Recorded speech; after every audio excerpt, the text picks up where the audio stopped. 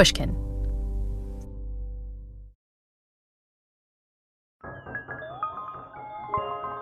I blush when I think about this because it's like remembering this love at first sight. This is author Tabitha Carvan. She's telling me how she fell for the man of her dreams. I was getting a takeaway coffee in a cafe, which was a novel experience to me because I had been breastfeeding and pregnant for so long. Like, I just felt like I hadn't drunk coffee in 1,000 years. Before motherhood, Tabitha enjoyed an active career and lots of interests and hobbies. But after motherhood, Tabitha's 2 kids became the focus of her entire world. She had no time for herself or her own emotional needs. I wasn't depressed. I wasn't unwell. I was just preoccupied. I realized I just didn't know who I was anymore. I couldn't hold on to any of the pieces that used to be there. They were completely gone. It was in this moment of personal crisis that he finally appeared. I was waiting for my coffee and the newspaper was open on a table and I saw an ad. The ad, innocuous enough, was for a new season of the television series Sherlock Holmes, starring the actor Benedict Cumberbatch. I had seen Benedict Cumberbatch many times before. I had thought not much of him other than he was an unusual-looking man who appeared in many, many shows that I seemed to watch. But Tabitha's reaction to this Benedict photo at this particular moment in her life felt very, very different. Just the sight of this man pulling on a leather glove, and I had this surprising feeling, which I can only describe as yearning. Like, I was like, I want to watch that show. Something's coming. Maybe it's Moriarty. I sat down to watch the latest episode of Sherlock, and I found myself at this point completely captivated by this man who I had seen 100 times before. This time, he looked completely different to me. I was mesmerized by his physical appearance. Everything about him it felt like he shook my bones. I just felt more alive and awake in the moment watching this TV show than I had in the years previous raising my children. And that's a shocking thing to say because, raising your children is supposed to be, it is an objectively meaningful thing. But the reality is this sitting down to watch this completely silly, trivial TV show somehow affected me more emotionally than all those years of mothering. Tabitha watched and rewatched all the seasons of Sherlock. She became engrossed with the actor's many movies. She read and reread Benedict's online interviews, and she scrolled and smiled endlessly at his countless online photos. Nearly all of her free time was soon taken up with that distinctive face of his. Tabitha had become smitten with Benedict Cumberbatch. So the thing about Benedict Cumberbatch is that it starts with the voice, like a jaguar trapped in a cello is how his voice has been described. The next thing is the cheekbones, because he has very distinctive cheekbones. And then the eyes actually make him look weird because they are just too far apart on his head. And then I think it's the lips, very full lips, excellent cupid bow, excellent hair. Should I keep going? But despite the joyful thrill that her new obsession brought, becoming so obsessed with a person she'd never met also made Tabitha feel kind of embarrassed. I felt ashamed it sounds like an extreme emotion, but it seemed like something you should not be proud of. It felt inappropriate. It felt juvenile. It felt like a mental and emotional regression to a time that you're supposed to be completely done with by the time you're almost 40.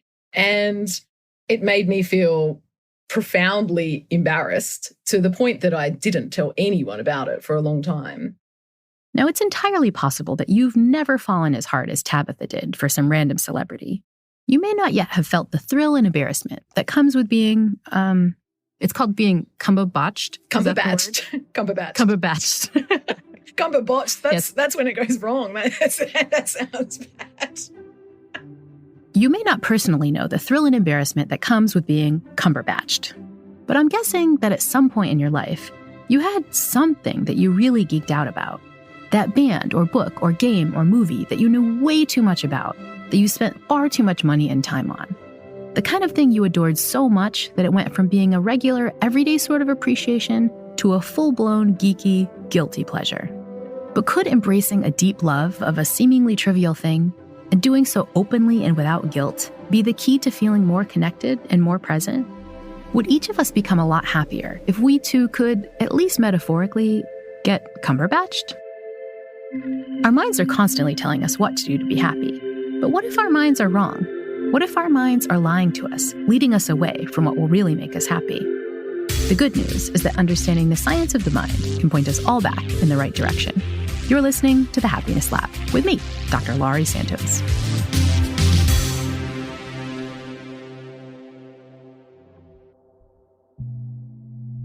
As Tabitha's excitement over all things Benedict grew, she slowly began revealing her obsession to the people closest to her. Most of her friends admitted to being pretty confused. They find it just inexplicable, and it required an entire book for me to explain. That book is entitled, This Is Not a Book About Benedict Cumberbatch, The Joy of Loving Something, Anything, Like Your Life Depends on It. And initially what I thought I was writing about was, why did this crazy thing happen to me, this perfectly normal person? It seemed beneath me. Sounds really snobby, but I mean, that is how I felt about something like a celebrity crush. That it was not the kind of thing that someone like me should fall into. Tabitha experienced a complicated set of emotions, both about Benedict and about her obsession with Benedict. She'd never felt more joyful or alive as she did watching Sherlock. But spending so much time being a fangirl came with a lot of guilt. I was using my precious free time and precious free brain space to think about this guy. I felt like I should be using that time to either think about my husband or my children, the housework.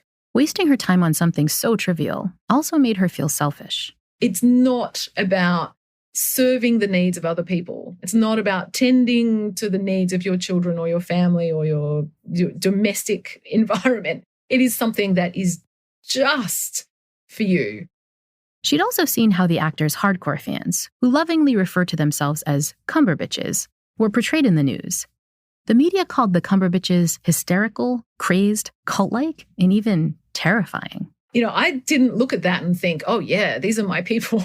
Like, I want to join that community. Sign me up. That was a huge stumbling block. I was like, hell no, I'm not going to put my hand up to be the subject of these kind of insults. But Tabitha wasn't just afraid of jeers and mockery. Her infatuation with her new crush was so powerful that it scared her. Tabitha hadn't experienced anything that extreme since she was a teenager. All I was doing was simply pursuing a feeling which made me feel good. It's amazing the extent to which that felt scary. But intense feelings like this are kind of what fandom is all about. I mean, the term fan comes from the Latin fanaticus, meaning frenzied by the gods. These days, we of course use the term for less divinely inspired circumstances.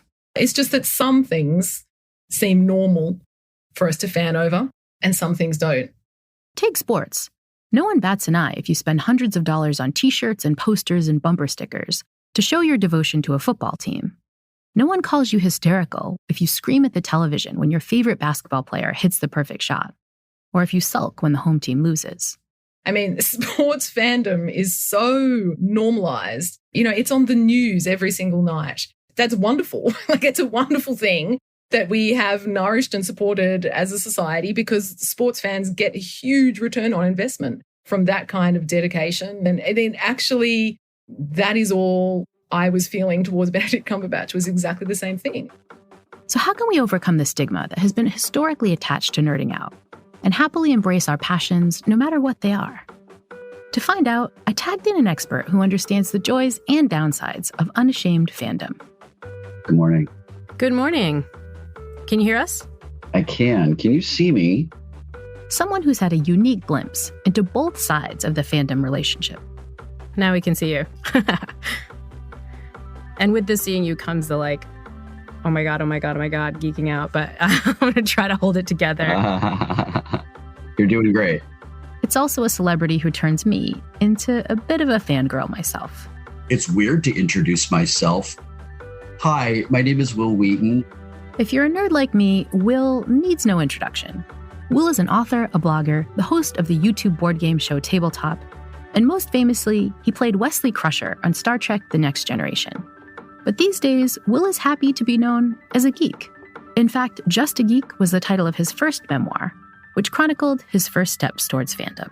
It was third grade when we went to the library and I got my first sci-fi book. Like, I just devoured it. Like, I think I finished it that day. And that really started me on the path that I walked for the rest of my life. Young Wil was especially drawn to one particular sci-fi franchise. He fell completely in love with the 1960s TV show, Star Trek. Watching it in syndication over and over and over again, like every time it was on, just everything stopped and I would watch that. That's what I really, really loved. So when I was 14 and found out I was auditioning for a new Star Trek series, I was beside myself. It's pretty rare that a fan gets to become part of the thing they love so much. Wil remembers what it felt like to put on his first Starfleet uniform and to walk onto the set of the Enterprise for the first time. When you get there, you cannot see anything else except the reality of the starship that you are on. I loved walking there. I loved being alone there. I loved sitting in that set and pretending it was all real. It was a really safe, really happy place for me. But nerding out to Star Trek stuff wasn't Wil's only happy place. You see, ever since he was a kid, Wil has allowed himself to love lots and lots of nerdy things, all as deeply as any Cumberbatch worships Benedict. I am familiar with Cumberbatches.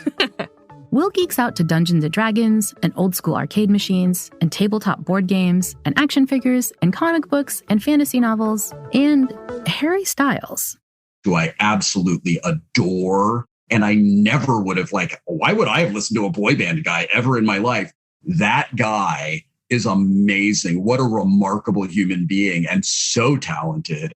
As he explains in his new annotated memoir, Still Just a Geek, Wil loves having the very intense fan-based passion that scared Tabitha so much. Being a nerd is not about the thing you love. It's about the way you love that thing. I really love the part of me that wakes up and sings when I'm around people who love the things with that kind of unself-conscious, non-judgmental enthusiasm. Wil is evangelical about the benefits of just absolutely loving stuff. He's gone from being just a professional geek to becoming a geek-vangelist, as it were.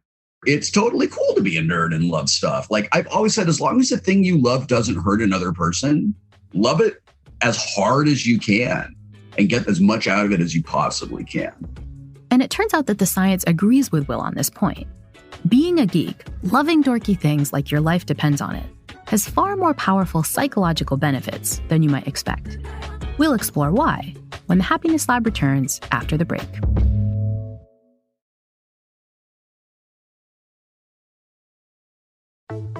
So when I was in high school, I was really into Party of Five. I was really into Buffy the Vampire Slayer, the original Roswell. I have a very long list of all of these shows that I sort of went through one by one. This is my former Yale student, the psychologist and New York Times bestselling YA fiction author, Jennifer Lynn Barnes.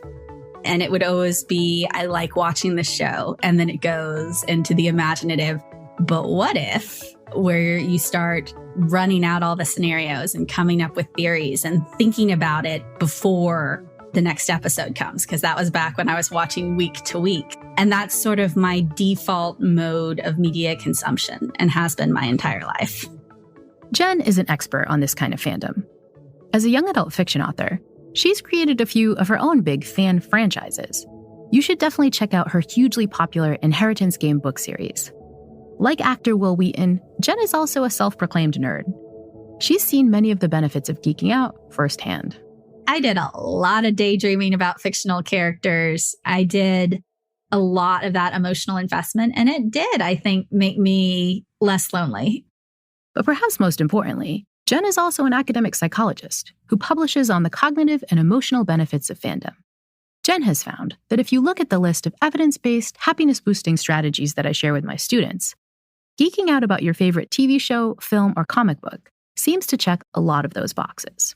Let's start with one of the best-known stress reducers around, play, particularly the kind that emerges when fans become so creatively engaged with the characters they care about that they begin to invent new adventures for them to embark on. I have argued very specifically in specific publications that fan fiction is a form of imaginary play, that it is parallel to either daydreaming in adulthood or actual pretend play in childhood. Jen and others have argued that when fans get together, especially at big fan gatherings like conventions or cons as they're called, they tend to experience what's known as a shared pretensive reality. It's kind of the adult version of the happiness-boosting flow that kids experience when they play together with toys. That fun, cooperative, imagined reality where you get to joke around, be social, make believe, and create together. This shared playful reality is something that geek-vangelist Wil Wheaton really savors. At a con, that energy is everywhere. One of my favorite things at a con is to walk through the artists area and the vendors hall and see the small indie artists who make unbelievably gorgeous works of art and jewelry and paintings and stickers and figurines. They just make stuff to celebrate the fandom that brings so much joy into our lives. But this creative, playful side of geeking out is just the tip of the fandom happiness iceberg. A lot of the well-being boost that comes from being a hardcore fan stems from social connection, especially the kind you get from loving the object of your geeky affection through what's known as a parasocial relationship. So parasocial relationships are what media psychologists call the one-sided relationships that you form with people you don't actually know through consuming media about them. And those relationships can be formed with real people like singers, politicians, actors, anyone you don't know. Parasocial relationships can also be formed with people who don't exist, like Sherlock Holmes or Lieutenant Wesley Crusher. And psychologically, based on the literature, it doesn't seem to matter that much whether the person you're forming a relationship with is a real person in your favorite boy band or a fictional character that you've consumed a show about. Either way, these relationships seem to have a lot of the real world benefits of actual relationships.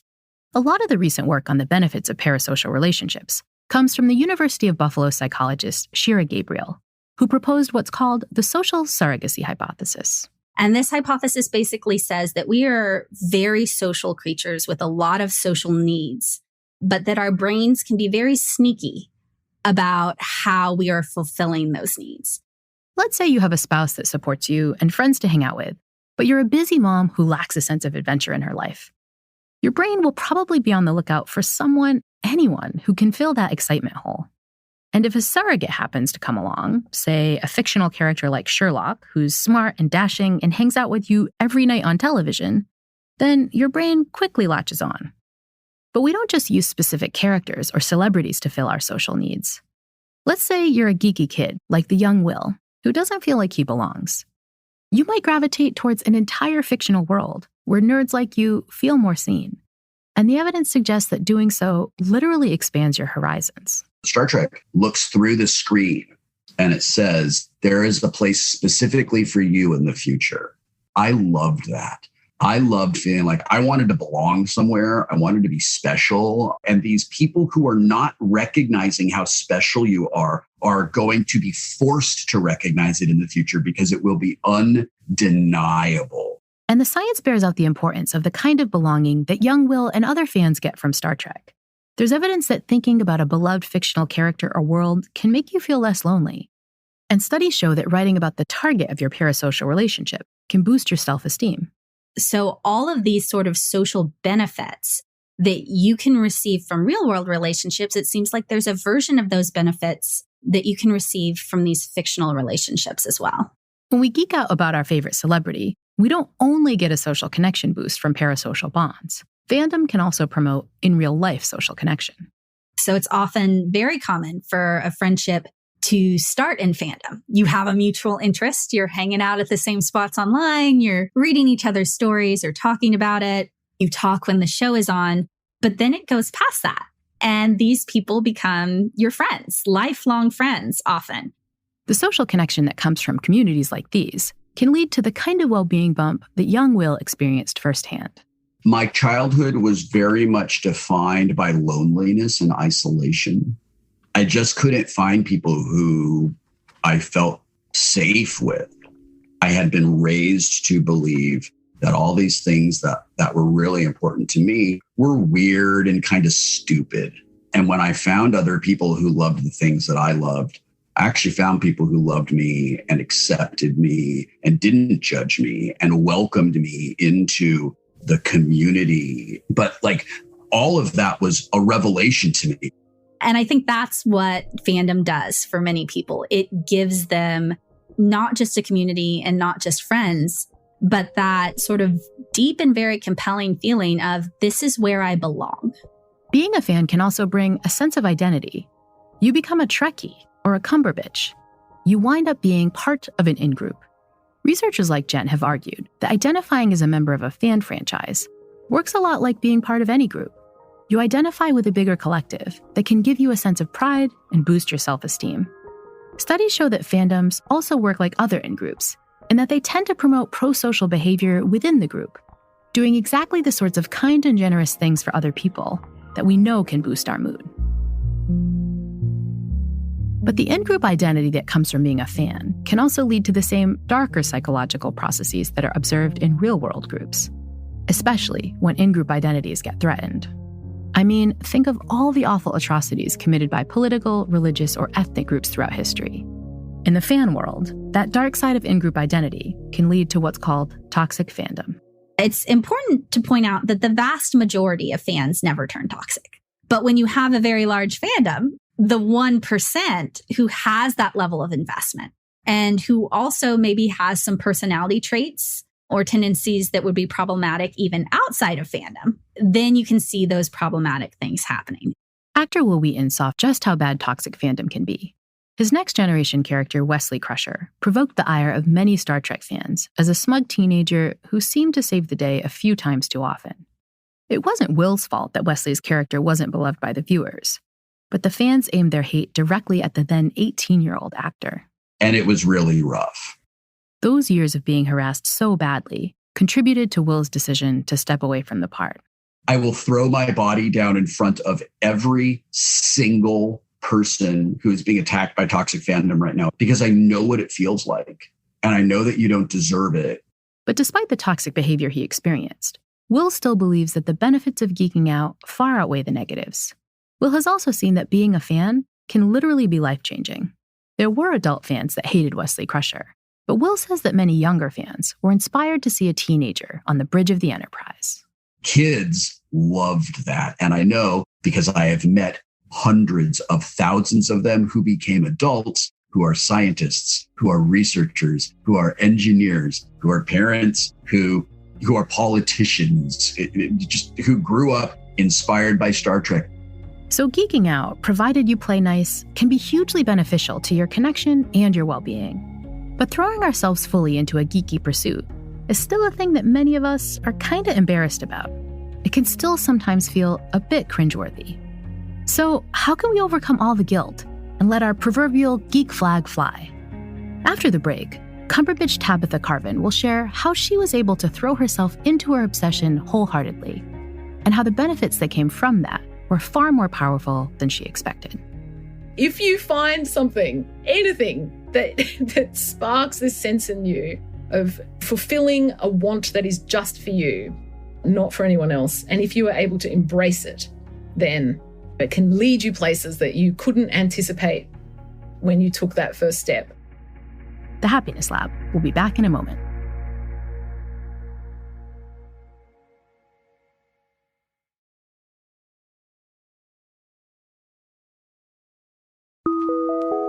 This feeling that I had towards him was not something that I was looking for in my life. Author Tabitha Carvan was initially scared by her level of obsession with the actor Benedict Cumberbatch. She eventually came to accept her extreme crush and all the joys that came with it.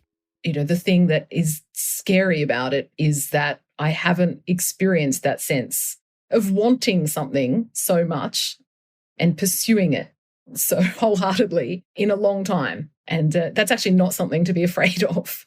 Tabitha's love of the Sherlock star was something she initially enjoyed in isolation from other fans.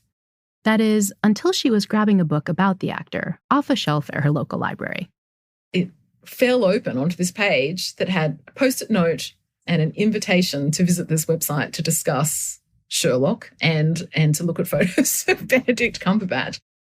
Despite having previous misgivings about joining the ranks of the Cumberbatches, Tabitha's curiosity took over.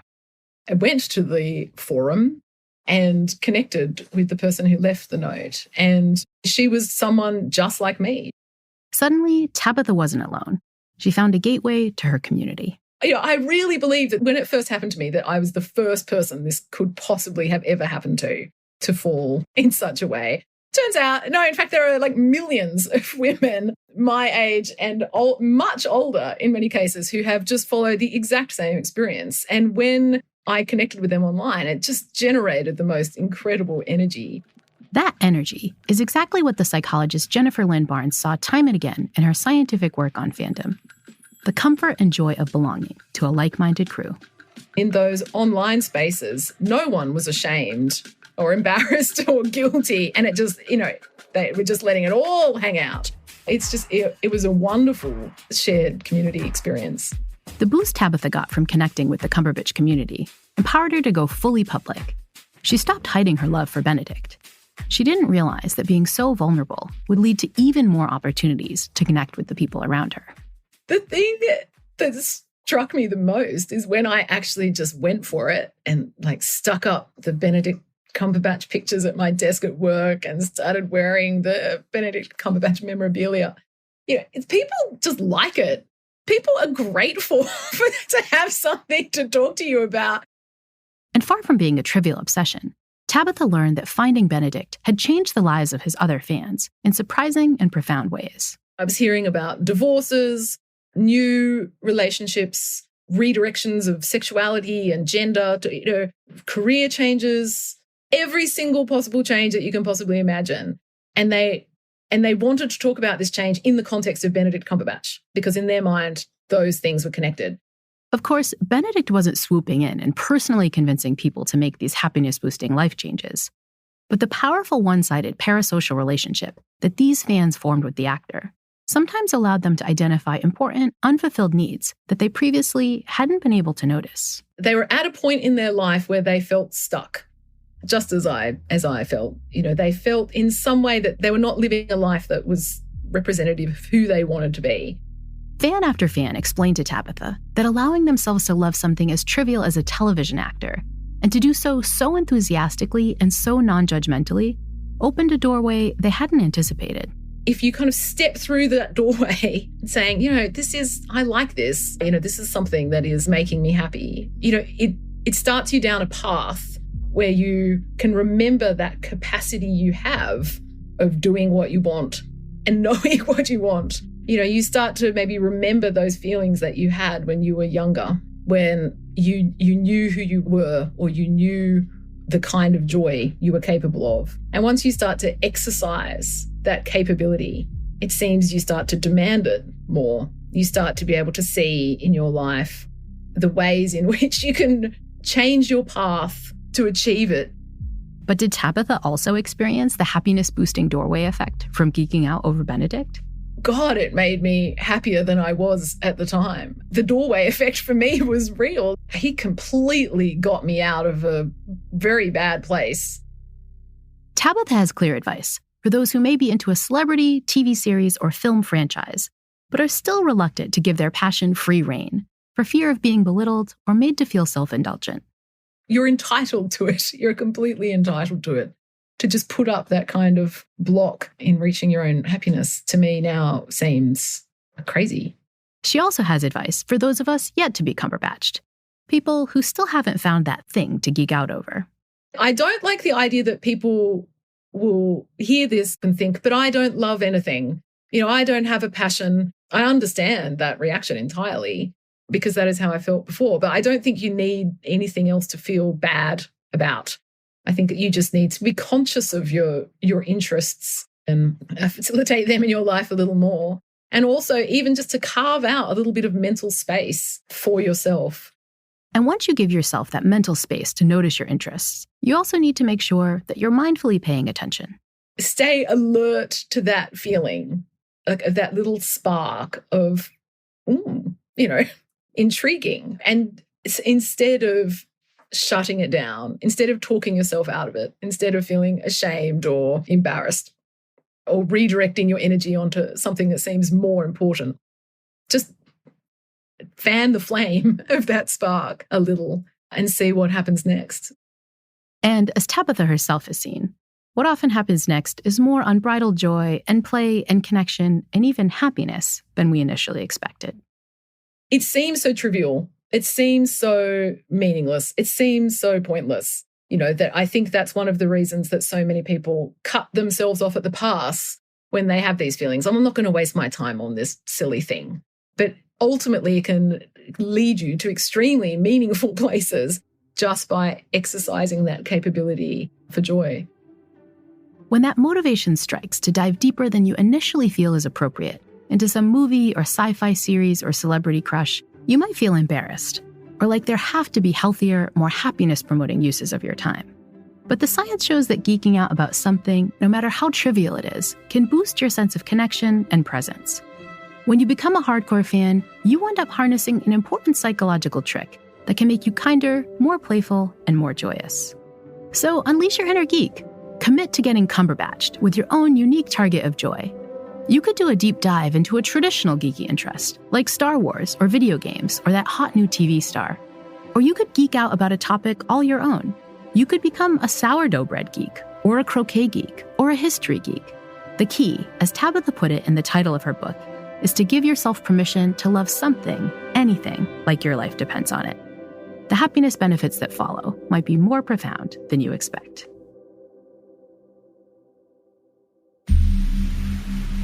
The Happiness Lab is co-written and produced by Ryan Dilley, Emily Ann Vaughn, and Courtney Guarino. Joseph Fridman checked our facts.